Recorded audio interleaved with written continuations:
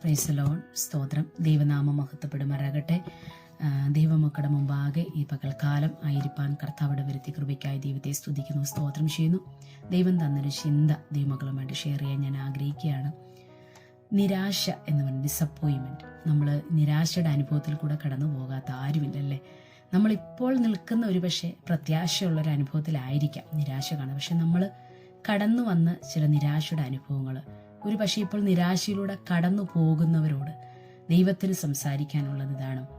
നിരാശ എന്ന് പറയുന്ന ഒരു അനുഭവം നമ്മുടെ ജീവിതത്തിൽ വരുമ്പോൾ നമ്മുടെ ജീവിതത്തിൽ എല്ലാം നഷ്ടപ്പെട്ടെന്നൊരു തോന്നല്, ഇനി മുൻപോട്ട് കടന്നു പോകാൻ പറ്റത്തില്ല എന്നൊരു തോന്നൽ നമ്മുടെ ഹൃദയത്തിൽ വരും. നമുക്ക് അവിടെ വെച്ച് എല്ലാം കഴിഞ്ഞു പോയി എന്നൊരു ചിന്ത വരും. ഇനി ഞാൻ എങ്ങനെ ഓവർകം ചെയ്ത് അപ്പുറം കടക്കും എന്നൊരു ചിന്ത നമ്മുടെ ഹൃദയത്തിനകത്ത് വരും. അവിടെ വെച്ച് നമുക്ക് തോന്നും മുമ്പോട്ട് എനിക്ക് പിടിച്ചു നിൽക്കാൻ പറ്റത്തില്ല, എനിക്ക് കടന്നു പോകാൻ കഴിയത്തില്ല എന്ന് ചിന്തിക്കുന്ന ചില അനുഭവങ്ങൾ വരും. പക്ഷെ ദൈവമക്കളെ, നിങ്ങളോട് കർത്താവിന് സംസാരിക്കാനുള്ളത്, നിന്റെ നിരാശയുടെ അനുഭവത്തിനകത്ത് തളർന്നു പോകാതെ അവിടെ ദൈവത്തിനോട് പ്രാർത്ഥിക്കാൻ നീ മുട്ടുമടക്കുകയാണെങ്കിൽ നിന്റെ നിരാശയുടെ അനുഭവങ്ങൾ മാറി ഒരു പ്രത്യാശയുടെ അനുഭവം നിന്റെ ജീവിതത്തിൽ കർത്താവ് തരും. അല്ല, ദൈവേശിയ പ്രവചനത്തില് 55 അധ്യായത്തിൽ 8-9 വാക്യത്തിൽ ഇങ്ങനെ വായിക്കുന്നു: എൻ്റെ വിചാരങ്ങൾ നിങ്ങളുടെ വിചാരങ്ങളല്ല, നിങ്ങളുടെ വഴികൾ എൻ്റെ വഴികളുമല്ല എന്ന് യഹോവ അരുളി ചെയ്യുന്നു. Praise the Lord. നമ്മൾ വിചാരിക്കുന്ന ഒരു വിചാരങ്ങളോ നമ്മൾ ഒരുക്കി വെക്കുന്ന വഴികളോ ഒന്നുമല്ല ദൈവം നമ്മൾക്ക് വേണ്ടി പ്ലാൻ ചെയ്യുന്ന വഴികൾ.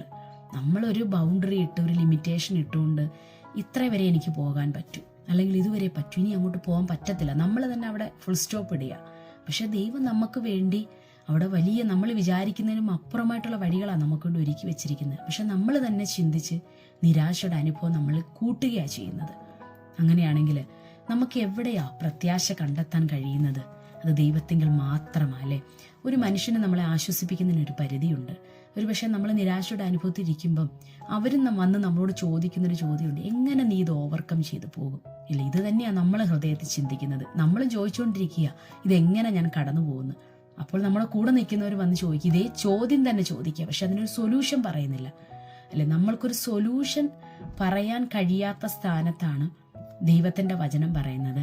യോഹന്നാൻ എഴുതിയ സുവിശേഷം അതിന്റെ 16-ാം വാക്യം 33-ാം വാക്യത്തിന്റെ ലാസ്റ്റ് ഭാഗത്തിൽ ഇങ്ങനെ പറയുന്നു: ലോകത്തിൽ നിങ്ങൾക്ക് കഷ്ടമുണ്ട്, എങ്കിലും ധൈര്യപ്പെടുവീൻ, ഞാൻ ലോകത്തെ ജയിച്ചിരിക്കുന്നു. ലോകത്തെ ജയിച്ചൊരു കർത്താവ് നമ്മളോടൊപ്പമുള്ളപ്പോൾ എത്ര കഷ്ടമുണ്ടെങ്കിലും നീ ഭാരപ്പെടരുത് എന്നാ പറയുന്നത്.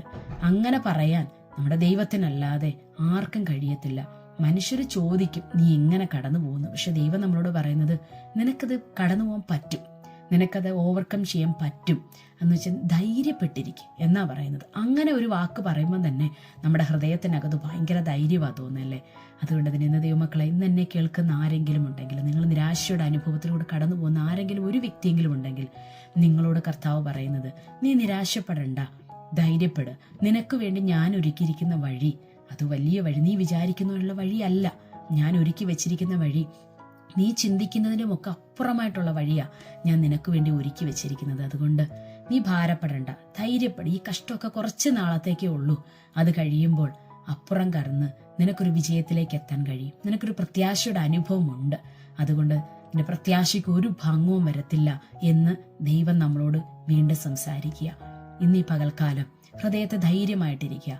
നമ്മുടെ ജീവിതത്തിലെ നിരാശകളൊക്കെ ഒന്ന് മാറ്റിവെച്ച്, ദൈവം എനിക്ക് വേണ്ടി ഒരു പ്രത്യാശയുടെ അനുഭവം ഒരുക്കി വെച്ചിട്ടുണ്ട്, ഞാൻ അതിനു വേണ്ടി വെയിറ്റ് ചെയ്ത് നിൽക്കും എന്ന് പറയുക. 1 പത്രോസ് എഴുതിയ ലേഖനത്തിനകത്ത് പറയുന്നുണ്ട്, അല്ലെ, നിങ്ങൾ തക്ക സമയത്ത് നിങ്ങളെ ഉയർത്തേണ്ടതിന് ആ ബലമുള്ള കൈക്കീഴിൽ താണിരിപ്പാൻ. ബലമുള്ള കൈ ആരുടെയാ?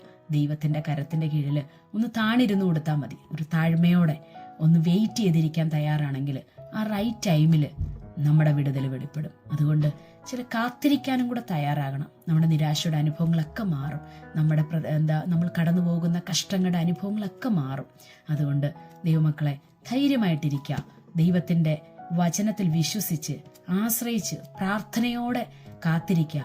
നിന്റെ നിരാശ, നീ ഇപ്പോൾ കടന്നു പോകുന്ന നിരാശയുടെ അനുഭവം, നീ കടന്നു പോകുന്ന ഡിസപ്പോയിൻമെന്റ് നിന്റെ ജീവിതത്തിൽ മാറി നിനക്കൊരു പ്രത്യാശയുടെ അനുഭവം നിന്റെ ജീവിതത്തിലേക്ക് കടന്നു വരാൻ പോകുക. അതുകൊണ്ട് പ്രാർത്ഥനയോടെ ദൈവസന്നിധിയിൽ ഏൽപ്പിച്ചു കൊടുക്കുക. നിനക്ക് വേണ്ടി കർത്താവ് വലിയ വഴികളെ നിനക്ക് വേണ്ടി ഒരുക്കിയിട്ടുണ്ട്. ഇന്ന് ഈ വചനത്തോടുകൂടി എല്ലാ ദൈവമക്കളെയും കർത്താവ് അനുഗ്രഹിക്കട്ടെ എന്ന് പറഞ്ഞുകൊണ്ട് ഈ വചനത്തിൽ നിന്ന് ഇരുന്നു കൊള്ളുന്നു. God bless you all.